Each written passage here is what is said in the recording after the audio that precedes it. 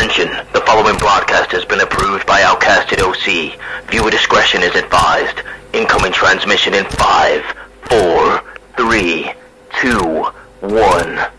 What's going on, guys? Welcome back to Outcasted OC, back with night 2 of NXT Spring Breaking. Another great show from NXT this week, following the draft, saying goodbye to quite a lot of NXT superstars that went up to the main roster over the weekend. Let's give a special NXT shout out to the boy Ilya Dragunov. Special shout out to the former women's champion Lyra Valkyria, Carmelo Hayes, who, to be honest, I already thought was on the main roster, but kind of kept making appearances in NXT. But he's officially on SmackDown now. Had a great match against Cody Rhodes, so that was dope. Apparently Dijak has moved up to Monday Night Raw, so that's cool to see. So congratulations to everyone who went, and Kiana James as well. Just before I forget, Kiana James and Blair Davenport, two people who I didn't expect to go up to the main roster, but they're going to do great work on there, especially Kiana James. I'm looking forward to seeing what kind of stuff she gets up to on Monday Night Raw. You can catch what we think of that by watching Courtney's reviews every single Tuesday morning, so make sure you stay tuned for that. But let's get into NXT Spring Breaking Night 1, and we're opening with the NXT champion Trick Williams, who says that it was his he prayed, it was his hopes and it was dreams that he'd be one day NXT champion, and now it's here. He's going to change the name of this era. We're entering a new era into NXT, and he thinks we should call it the Whoop That era. And the fans seem to agree because they all start chanting. He is then interrupted by none other than Lash Legend, who comes out and congratulates him on winning the NXT Championship, that he's doing a great job, that he's the hottest act in NXT right now. Trick Williams helps her get into the ring by lowering the ropes, like, Charles Robinson style for Ric Flair or Charlotte Flair. He says he sees what's going on. Now that this is great. Now that he's got a bit of gold around his waist, Lash wants some of that. He knows what kind of girl that she is. And he goes, you think I'm your little Reese's cup, that you want to take a dip in that peanut butter, you want to break the chocolate outside? And Lash goes, ew, no, I'm more of a Kit Kat kind of girl. And Trick Williams says, well, let me break you off.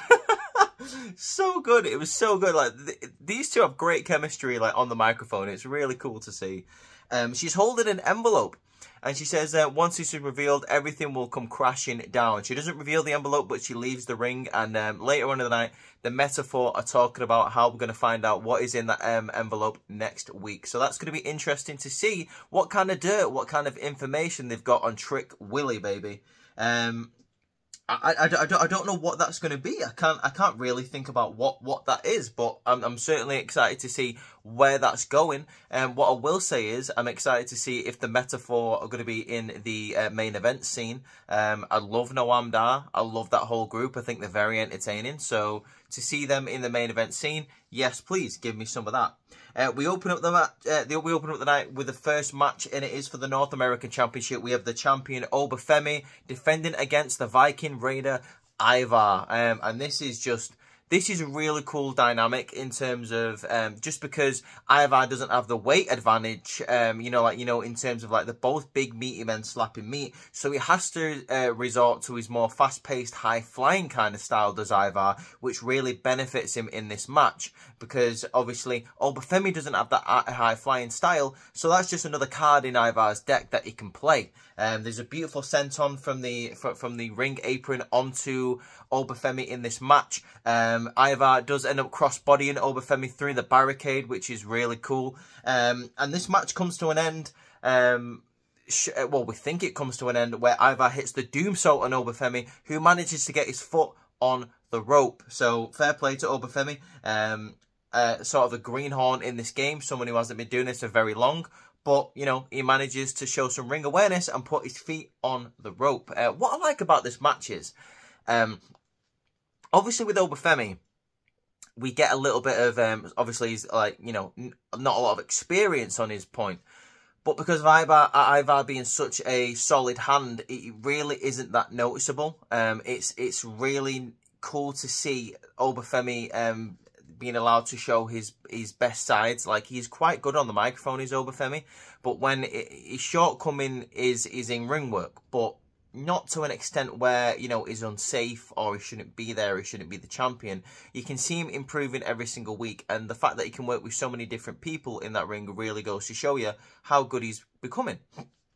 This match does come to an end where Obafemi hits an electric chair onto Ivar, and then he picks him up for a very impressive pop-up powerbomb. All of these power moves from Obafemi are very, very cool. Seeing as though the size of Ivar, it's really cool to see the fact that he can get him up into those moves. He gets the 1, 2, 3, and he's about to celebrate when we are interrupted by the music of none other than Wesley. Wesley is back in NXT. It's really cool to see that he's back. Obviously, he had a spinal surgery. He had a spinal injury, so he's back in NXT, and it looks like he's coming for that North American Championship. We know that he is, because later on in the night, might as well talk about it now, Josh Briggs is talking about Ivar, saying, you know, thanks for softening him up for me. You know, Ivar says he's not done with Obafemi, but Wesley walks in and says, you know, I'm coming after that championship, basically, that I never lost.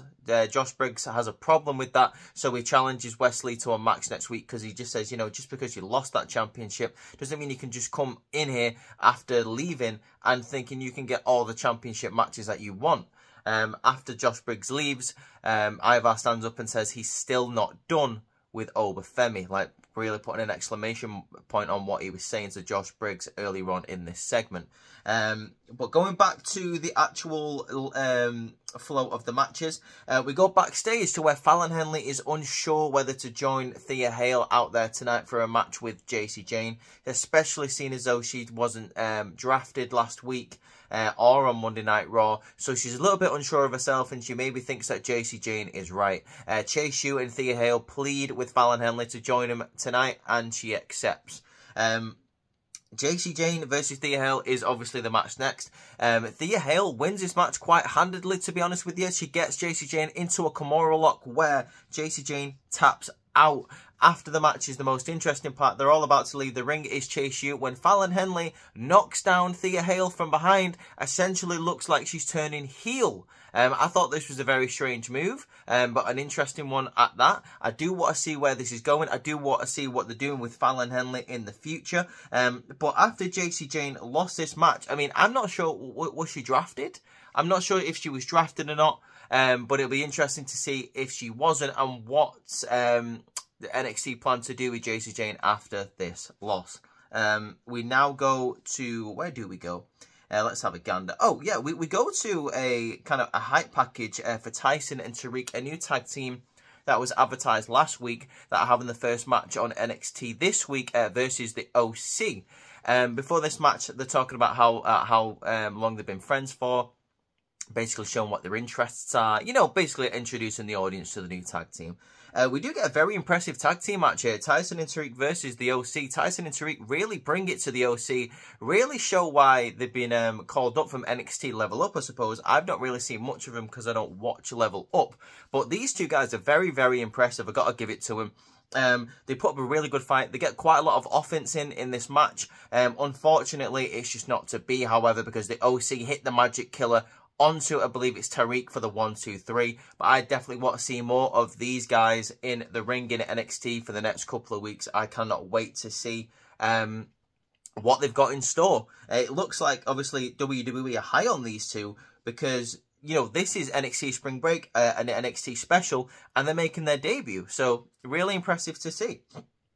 Next, guys, we go to a ring segment after this where Ava is announcing how they're going to decide the new NXT Women's North American Champion. What's going to happen is there's going to be a few matches that determine which women are going to be entering into the ladder match at NXT Break. Is it Breakdown or Breakthrough? Or, it's something. The one where that's held at the UFC arena in Las Vegas. It's going to be cool to see. There's going to be a lot of qualifying matches. Apparently there's going to be 12 qualifying matches, and the 6 women that win those matches are going to be entered into that ladder match. Then you get a typical, you know, everyone on the roster comes out and says their piece and why they belong in those matches. I'm not going to discuss all of them, but the most interesting one for me is Mia Yim comes out and says she has some unfinished business in NXT and she wants to be entered into one of those qualifying matches. So it looks like we're probably going to be having Mia Yim in those ladder matches. And then there's a massive breakdown and everyone fights. But I'm looking forward to that, because obviously the very first North American champion was crowned, the men's one was crowned in a ladder match all the way back at NXT 2018, and it's one of my favourite NXT matches of all time. Shout out Adam Cole, who was the winner in that match. If you can tell me all the other competitors in that match, you win a cookie and a trophy. I know who were in it, but, you know, I'd like to see if everyone else could name them. I don't even know why I've said that. That's just such a random thing. Next, we've got Shawn Spears versus Ridge Holland. And I am not going to spend much time on this because nothing really happens. Ridge Holland wins this match with that cool standing like fallback DDT that he does onto Spears. The only interesting thing about this match is that there is a QR code, I believe, that flashes up, which is interesting because people are speculating that Shawn Spears is a part of the White Six that is going to be happening when Uncle Howdy comes back. So that's the one thing that I'm going to take away from this match. I don't know what they're doing with Ridge Holland. I think they're really like kind of stalling on him. Is he heel? Is he face? What is he? I don't know. Shawn Spears is serving his purpose. Obviously, he came back because he wanted to kind of put over people, have a really comfortable salary. Anything more than that, then fair play to Shawn Spears if he gets it. Like, you know what I mean? Like, I think he's in a win-win situation here. He's in his dream job. He's making money. He's putting over new talent. So yeah, fair play to him. Backstage, we go to Ava's office where she's trying to talk to Roxanne Perez. Roxanne Perez isn't having any of it. She's wondering why she wasn't drafted. She thinks it's Ava's fault. She's got a vendetta against Ava. Ava tries to tell her, listen, champions were protected. There was no way you're going to get drafted anyway. And before she can tell her why she called her to her office, Roxanne leaves. So we'll find out what she actually wanted later on in the night. Oh, Tony D'Angelo up next. Basically getting the whole family together, saying how Charlie and the Chocolate Factory still owe him money and he is going to pay up. But he's going to take his debt through taking away the NXT Heritage Cup. He tells everyone to do the research. He tells Luca Crucifino to gather all the NXT Heritage Cup Championship tapes so we can study them. He tells Rizzo to go sort some other business out, and he asks Stacks if he has his back. So it looks like, and it was confirmed like what I was saying last week, that Tony D'Angelo is heading for that NXT Heritage Cup. That's going to be interesting to see if he actually wins it, first of all, and second of all, if he does win it, how that's gonna pan out. I don't really see Tony D as a round-by-round wrestler. So, you know, prove me wrong, but, you know, I don't know. That just doesn't seem right for me. But I'd rather see him in the, you know, either the North American Championship scene or, the, you know, the NXT title scene, or just call him up to the main roster, you know, one of those things. And next we do get the tag team title match.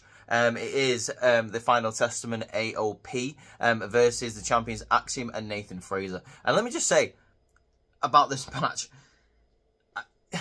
how do I say this? Everything and nothing really happened in this match. And what I mean by that is, it was all pretty much one-sided. Like, the Final Testament in AOP just dominated the whole of this match. Like, before the bell rang, Nathan Frazer and Axiom were, you know, try to take him down, high flying, you know, things like that. And then that was it. Like, all the way through that, like, AOP were just battering these two small guys. Absolutely taking them out. It was all the way through the commercial break. All you saw in the background was AOP just dominating these guys. It does get to a point where Nathan Frazer and Axiom eventually turn the table for, like, right to the end of the match. Like really close to the end of the match. Like, there must be, like, 2 minutes of offense from these guys. They manage to get their upper hand on Akam and Razor. They get, I believe it's Razor who gets sent over the top rope. Akam is still in the ring. He's getting double teamed. As Nathan Frazer is about to hit a top rope move, Karrion Kross and Scarlett jump onto the apron. The referee sees it, throws them out. But, you know, while the distraction is going on, AOP is able to get the advantage again. It looks like it's all over when New Catch Republic come and cost AOP the match. Nathan Frazer and Axiom retain. And what I'll say about this is, it really annoys me. It really annoys me because can we not have a heel faction just allowed to be a heel faction? Like, I hate every single time. I mean, like, the Final Testament they have so much potential, but all we see is like, oh, the good guys just team up and, thwart their efforts, and it's just like, oh, boring. I don't, do you know what I mean? I don't know how else to say it. Like, it really annoys me. It really gets on my nerves. Like, I can't, they're just going to be stuck in the mud unless they can get anything. I mean, what are Nathan Fraser and Axiom doing with those championships? They're not even a real tag team. Just give him to AOP. Let them have a run in NXT. Maybe even take him up to the main roster of the NXT titles. Make him do double duty for a little bit. I just don't really see the point. I just don't really see the point in them losing this match. Paul Ellering is talking him up. Karrion Kross is talking up the Final Testament. And they're really just getting nothing done. Because he was stuck in the mud with the Pride. They lost that for some reason. Now they're stuck here with the New Catch Republic, who aren't even the champions on SmackDown. Why are they even getting involved? I don't know. I just think it's annoying. It's so annoying that we can't get AOP back to where they was when they was on NXT a couple of years ago. It really frustrates me seeing them lose in these stupid shenanigan type of ways. They're a heel faction. Can we just have a heel win in a heely way without all the good guys teaming up or, people complaining about it? That's just my thing. I feel like we've not had that for a long time. Do you know what I mean? And it's like the Roman Reigns effect. Like, everyone was really getting annoyed that Roman Reigns kept cheating to win. And it's like, because he's a heel. That's what heels do. Are we that out of practice that we don't know how heels win matches? Like, do you know what I mean? I don't know. I just thought it was quite annoying, to be honest with you. Like I say, it was just really frustrating. We now go backstage to where Thea Hale is upset, obviously, because she doesn't know why Fallon Henley did that to her. Like, honestly, no one really knows. The rest of Chase U were consoling her, saying, we're here for you.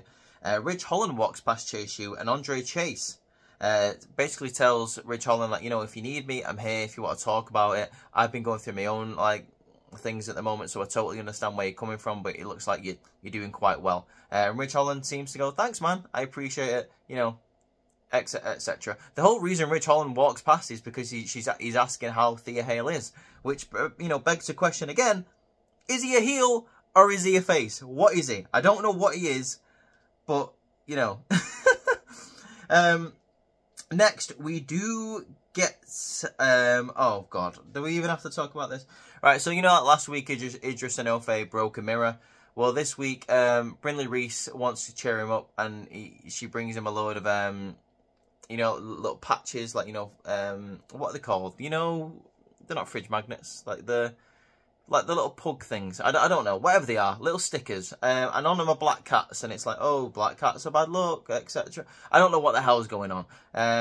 I don't care. I don't really care about Idris and Malik at the moment. They're doing literally nothing. If I was WWE, I would have drafted them up to SmackDown or Raw just to give them something, to give them a fresh start. Because I think they're a great tag team, but they just don't get anything in NXT ever. And with the arrival of new tag teams in NXT, it looks like they're still not going to be getting anything. So, next, finally, the main event. Lola Vice versus Natalya, NXT Underground. And this is just exactly what you would expect. These are the kind of matches that you find quite hard to cover in terms of review, because it's supposed to be a shoot fight, and they treat it like a shoot fight. Obviously, the ring ropes aren't there. Everyone on the outside, all the NXT roster is on the outside for some reason. But I'll summarise this. Lola Vice, all the way through this match, is trying to go for strikes. Natalya is trying to go for submission holds, working to their strengths. Lola Vice does manage to hit some great striking moves onto Natalya, which send Natalya and her, bounding out of the ring. Natalya is able to hit really cool submissions, like a knee bar, a key lock, and then eventually, towards the end of the match, she goes for the patented sharpshooter. But before this, she does a little bit of a shout out to Bret Hart, where she gets Lola Vice into a figure 4 around the ring post, which is really cool. It's a really cool shout out to what Bret Hart used to do. The most famous one being at WrestleMania 13 that he did to Austin, which was dope.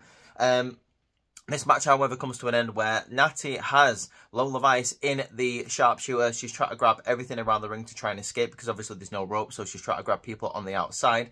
And she gets dragged back to the middle of the ring. Shayna Baszler gets Carmen Petrovic in the Karafuda clutch, which distracts Natalya to go and help her on the outside. She beats down Shayna. She tries to get back in the ring. Shayna grabs her leg, which distracts Natalya for a little minute, and then all of a sudden she turns around right into a spinning bat fist from Lola Vice. Hammer fist down, down, down. Knockout victory for Lola Vice. The right person won this match. It was quite an enjoyable match. It looked brutal. It made Lola Vice look really good, and Natalya put over the younger talent, so it's always great to see. But that was the end of night 2 of NXT Spring Breaking, guys. What did you think about it? Let me know in the comments. Was it as good as night 1? In my opinion, no, but it was still a solid show. Speaking of solid shows, hey, nice plug. We have got an amazing podcast coming up tomorrow. We have got the Backlash Predictions episode coming where join us and all the gang and a special guest to see who we think is going to be coming out on top at Backlash. Guys, if you like this review, please hit the thumbs up button and subscribe to the channel if you are newly here. Hit that bell button so you never miss a video from us, guys. If you enjoyed this content, we have got more beautiful content for you from yesterday. We have got Courtney's Monday Night Raw review covering up the last night of the draft. Like I said, tomorrow we've got a podcast, and then stay tuned for... It's either going to be Friday night or Saturday morning, because obviously SmackDown is going to be in France this week. So it starts a little bit early for us, so we might even be able to get the review up on Friday night for you guys. So make sure you stay tuned for that. And then we are going to be live streaming Backlash on the channel. So make sure you come and join us. Come and watch the show with us. If you're watching it by yourself, come chill with us. Have a bit of company with the Outcasted crew. But for now, guys, I hope you have an absolutely amazing rest of your Wednesday. I hope you enjoyed NXT Spring Breaking. Amazing 2-week special. Peace out, guys.